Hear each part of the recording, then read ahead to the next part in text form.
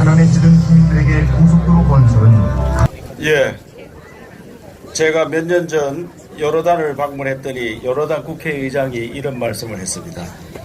62년도 요르단과 수교할 때 자기들이 훨씬 더 잘 살았는데 지금은 대한민국을 따라갈 수가 없다면서 한국의 기적같은 놀라운 발전을 이룬 비결이 무엇이냐 이렇게 물었습니다. 여러분, 그게 무엇이겠습니까? 혹자는 우수한 민족성을 말합니다. 물론 우리 민족 우수합니다.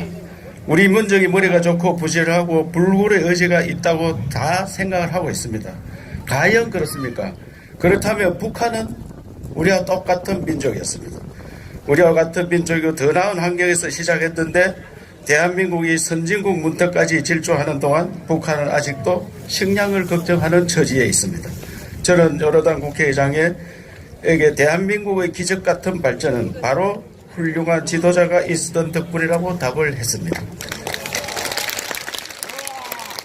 1946년 8월 미 군정이 조사한 여론조사에서 8,453명의 응답자 중 77%가 사회주의 내지 공산주의를 찬성했습니다. 그런 분위기 속에서도 자유민주주의와 반공노선을 채택했던 지도자가 있었습니다.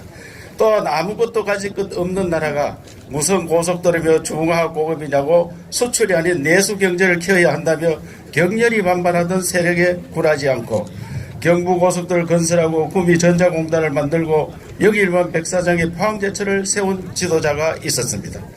이렇게 국가의 앞날을 내다본 지도자들이 계셨기 때문에 국민들이 흘린 피와 땀이 헛되이 사라지지 않고 기적같은 대한민국 발전의 결실로 돌아올 수 있었습니다.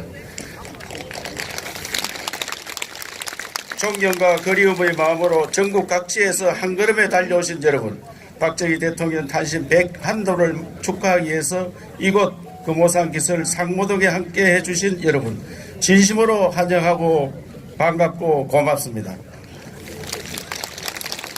대한민국을 바꾼 위대한 지도자 박정희 대통령께서 태어나신 지 올해로 101년을 맞이했습니다. 일생을 조국과 민족을 위해 사셨던 대통령께서는 헌신적이었고 청렴했으며 늘 국민 가까이 서 계셨습니다. 대통령께서 가장 걱정한 것은 바로 국민들의 배고픔이었습니다. 오죽하면 대통령께서 가장 좋아하던 나무가 하얀 꽃송이가 쌀밥을 닮은 이팝나무였겠습니까? 박정희 대통령께서 국민들이 굶주림 없이 모두가 배불리 잘 살아야 한다며 통일bio 개발을 추진하며 성공한 덕분에 우리가 5,000년 역사에 드디어 굶주림에서 해방되는 민족사의 쾌거를 이루었습니다. 고속도로를 놓고 전국 곳곳에 공단을 만들어 저개발 농업 국가를 고도의 산업국가로 변모시켜 1962년 겨우 4천만 불이었던 수출을 불과 15년 만에 100배 이상 끌어올려 한강의 기적을 만들었고 1977년 수출 100억 불을 달성하고 온 국민과 함께 기뻐하던 그 모습이 지금도 눈에 선합니다.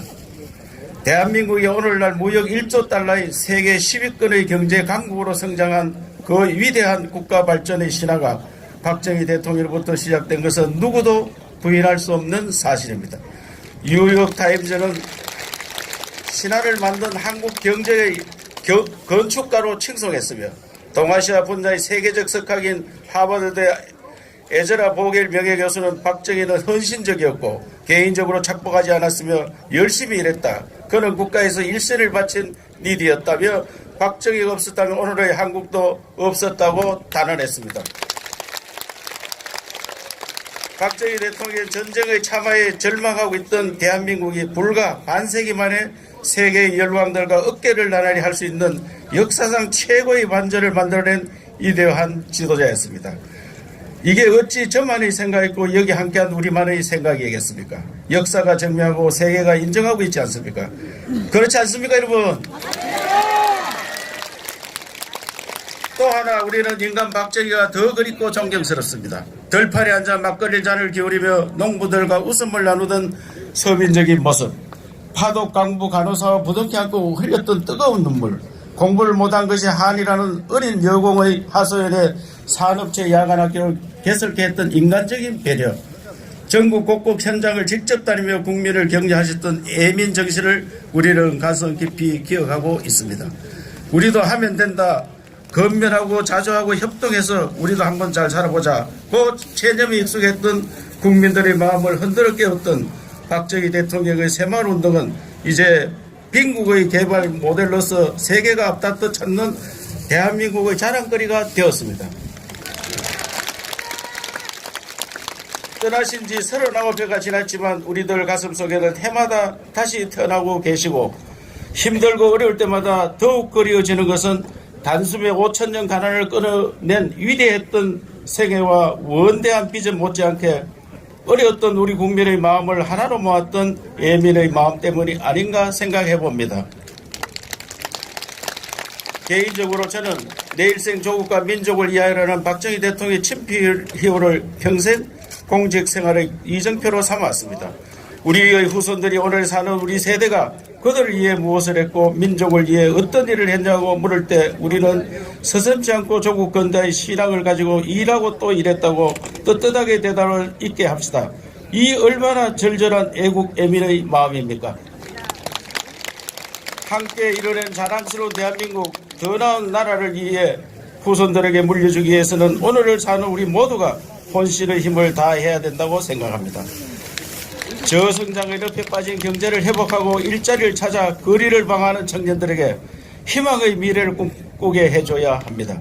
국가적 위기의 저출생과 지방 소멸의 위기, 지역과 계층, 세대가 갈라져 방목하는 갈등 또한 반드시 극복해야 합니다. 경상북도에부터 새바람을 거세게 불러일으켜 위기에 빠진 이 나라의 살 길을 찾을 수 있도록 저부터 열심히 뛰고 또 뛰겠습니다. 그리고 무엇보다 박정희 대통령의 헌신을 기리는 전통을 고향에서부터 더욱 확실하게 세워나가겠습니다.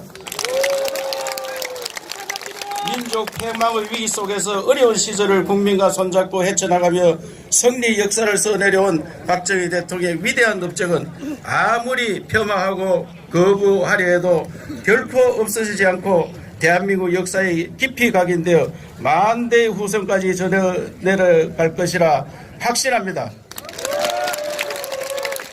대한민국이 세계에 수출한 정신문화 브랜드의 새마을운동 세계화 사업도 더욱 내실을 기하고 개간한 새마을 테마파크도 잘 운영해서 후대에게 역사적인 자산을 물려줄 수 있도록 여러분과 함께 하겠습니다. 여러분, 새마을 테마파크가 바로 인근에 있으니까 멀리서 오신 분들 꼭 한번 들려주시기 바랍니다. 다시 한번 뜨거운 충정으로 자리하신 모든 분께 감사를 드리며 박정희 대통령의 위대했던 세계와 철학을 본받아 우리가 떳떳하고 당당하게 살아갈 길을 생각해보는 뜻깊은 시간이 되기를 바랍니다. 어렵고 힘든 속에서도 행사를 준비해 주신 생가 보좌진을 비롯한 관계자 여러분께 진심으로 감사드립니다. 여러분 고맙습니다.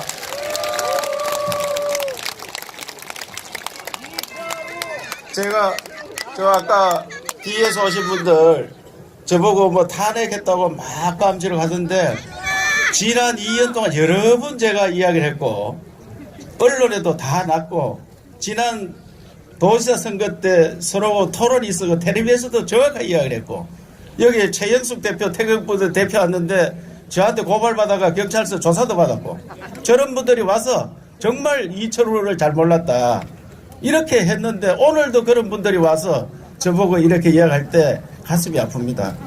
보수 우파 분열의 원인이 됩니다. 절대 그런 일이 없길 바라고 사람을 연구하세요. 어떤 사람이 지도자고 어떤 사람이 일을 할 수 있는지 분명히 알고 그 사람에 대해서 분명히 분석을 하고 언론에 낳는 걸 다 분석을 하세요. 그래가지고 잘못되었을 때 와서 따져야지. 제가 오늘 분명히 말씀드렸으니까 다시는 일이 없도록 하고 지난번 대통령 재선 지내는 제가 초음가를 하고 나가는데도 그렇게 이야기하는 사람이 있더라고요. 그래서 내가 강력하게 이야기를 했는데도 불구하고 또 그런 사람이 있는 데 대해서는 매우 유감으로 생각하며 정확하게 알고 이해해 주기를 당부드리겠습니다. 감사드립니다. 네.